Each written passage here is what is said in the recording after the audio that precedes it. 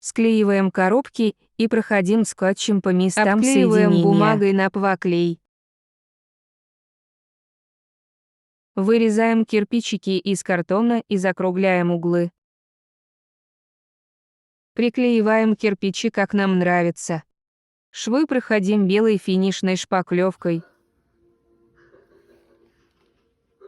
Окрашиваем матовой краской, смешивая ее с ПВА. Крепим основание и выкрашиваем еще раз, в том числе основание.